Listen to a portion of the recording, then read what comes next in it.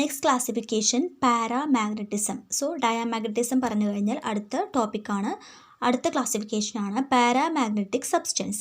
Paramagnetic എന്ന് പറഞ്ഞാൽ എന്താണ്? വീക്ക്ലി മാഗ്നറ്റൈസ്ഡ് ആവുന്ന മെറ്റീരിയൽസ് ആണ് അല്ലേ. അപ്പോൾ എക്സ്റ്റേണൽ മാഗ്നറ്റിക് ഫീൽഡിൽ വെച്ചാൽ കുറച്ചൊക്കെ അട്രാക്റ്റീവ് പവർ കാണിക്കുന്ന, അപ്പോൾ കുറച്ചൊക്കെ അട്രാക്റ്റ് ചെയ്യുന്ന മെറ്റീരിയൽസ് ആണ് paramagnetic materials. They are weakly magnetized in external magnetic field. Okay, they move from weak magnetic field to strong magnetic field. അതിൻ്റെ മീനിങ് ഇപ്പോൾ മനസ്സിലാവുന്നുണ്ടാവും. വീക്ക് മാഗ്നറ്റിക് ഫീൽഡ് വെച്ച് കഴിഞ്ഞാൽ സ്ട്രോങ്ങിലേക്ക് വരാനുള്ള ഒരു ടെൻഡൻസി ഉണ്ട്. അതായത് കുറച്ചൊക്കെ അട്രാക്ഷൻ പവർ കാണിക്കാനുള്ള അല്ലെങ്കിൽ അട്രാക്റ്റ് ചെയ്യാനുള്ള ഒരു പവർ പാരാമാഗ്നറ്റിക് മെറ്റീരിയൽസിനുണ്ട്. ഓക്കെ, ഇത്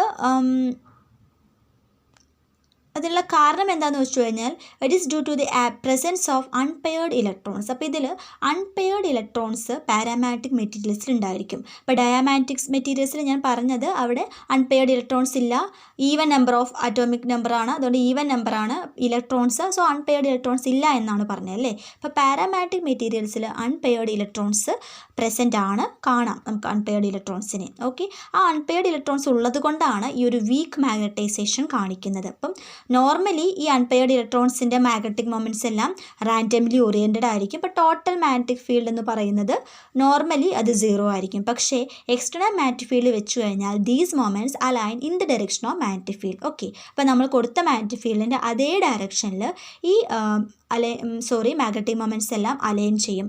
അതുകൊണ്ടാണ് അത് വീക്ക് മാഗ്നറ്റൈസേഷൻ കാണിക്കുന്നത്. പക്ഷേ എല്ലാ മൊമെൻറ്റ്സും അങ്ങനെ align ചെയ്തോളണമെന്നില്ല.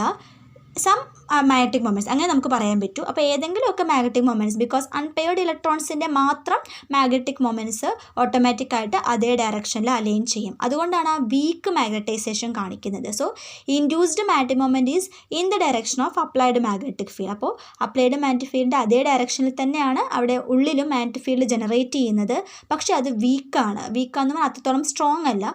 That is why it is weakly magnetized in external magnetic field. Okay, example neodymium, yttrium, lanthanum, oxygen. അപ്പോൾ നിങ്ങൾ 4 എക്സാമ്പിൾസ് പഠിച്ചു വയ്ക്കുക. ചിലപ്പോൾ ഷോർട്ട് ആൻസറിലും ചോദിക്കാം എനി 2 എക്സാമ്പിൾസ് ഫോർ ദീസ് എന്നൊക്കെ ചോദിക്കാം. So neodymium, yttrium, lanthanum, oxygen എന്നിവ പാരാമാഗ്നറ്റിക് മെറ്റീരിയൽസ് ആണ്. അപ്പോൾ ഈ പാരാമാഗ്നറ്റിൻ്റെ മറ്റൊരു പ്രോപ്പർട്ടി എന്ന് വെച്ച് കഴിഞ്ഞാൽ they do not retain any magnetization in the absence of external magnetic field. അല്ലേ, എക്സ്റ്റേണൽ മാഗ്നറ്റിക് ഫീൽഡ് റിമൂവ് ചെയ്ത് കഴിഞ്ഞാൽ പിന്നെ ഇതിന് ഒരു പ്രോപ്പർട്ടിയും ഇല്ല. അത് അപ്പോൾ തന്നെ അതിൻ്റെ മാഗ്നറ്റൈസേഷൻ ലോസ് ആവും. അപ്പോൾ എത്ര നേരം അത് മാഗ്നറ്റിക് ഫീൽഡിൽ വെക്കുന്നോ അത്രയും നേരം അത് ആ ഒരു പവർ കാണിക്കും, അട്രാക്റ്റീവ് പവർ കാണിക്കും.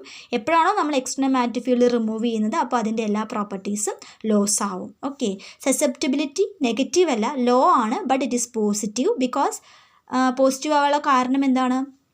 സെയിം ഡയറക്ഷനിലാണല്ലോ അലൈൻ ചെയ്യുന്നത്, അതുകൊണ്ടാണ് പോസിറ്റീവ് ആവുന്നത്. ബട്ട് അത് ലോ ആണ്, ബിക്കോസ് എല്ലാ മൊമെൻറ്റ്സും അങ്ങനെ അലൈൻ ചെയ്യണമെന്നില്ല. കുറച്ച് മൊമെൻറ്റ്സ് മാത്രമേ സെയിം ഡയറക്ഷനിൽ അലൈൻ ചെയ്യുന്നുള്ളൂ. So that it is law and positive. It's of the order of 10⁻³ to 10⁻5. അപ്പോൾ അത്രയും ചെറിയ വാല്യൂ ആണ്, അതുകൊണ്ടാണ് അത് വീക്ക് മാഗ്നറ്റൈസേഷൻ കാണിക്കുന്നത്.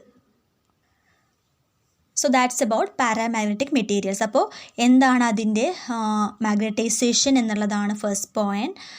ദെൻ അതിന് കാരണം അതിലുള്ള അൺപെയർഡ് ഇലക്ട്രോൺസ് ആണ്. നോർമലി അൺപെയർഡ് ഇലക്ട്രോൺസ് ഒക്കെ എങ്ങനെയാണ് അലൈൻ ചെയ്തിരിക്കുന്നത്? എക്സ്റ്റേണൽ ഫീൽഡിൽ വെച്ചാൽ what will happen? Some of the magnetic moments will align in the same direction of external magnetic field.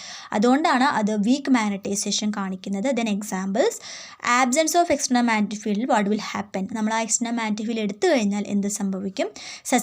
Susceptibility എങ്ങനെയാണ്, അതുപോലെ തന്നെ അതിൻ്റെ ഓർഡർ എന്താണ്? ഓക്കെ, ഇതുമായി റിലേറ്റ് ചെയ്ത് പറയേണ്ട ഒരു ലോ ആണ് ക്യൂറീസ് ലോ.